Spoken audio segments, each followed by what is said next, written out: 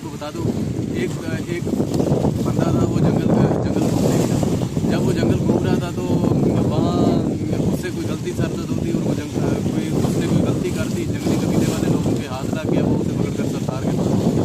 جب وہ اسے سردار کے پاس لگے نا تو سردار نے اس سے کہا کہ بھائی تیرے پاس 2 آپشن ہیں, ایک کر دے. اس نے کہا آپشن, اس نے کہا ایک ہے شانگل لولو.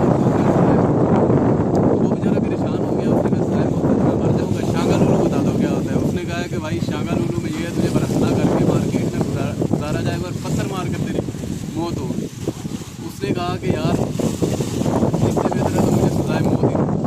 تو یہ بات کرنے کا مقصد یہ تھا کہ جو ہماری پاکستان میں جو پچھلی حکمران جتنے بھی حکومتیں گزری ہیں انہوں نے پاکستان کے ساتھ شانگل لولو کر دیا, اور ابھی جو ہماری نگران حکومت چل رہی ہے انہوں نے تو پاکستان کے ساتھ ڈبل ہاتھ کر دیا, شانگل لولو اور سزائے موت دونوں کر دیا. جزاک اللہ, خوش رہو اور آباد رہو. اور ہاں کمنٹ میں گالیاں نہ لکھا کرو یار, انسان کے بچے کرو, انجوائے کرو. اور یہ دیکھو نظارے لے آؤ.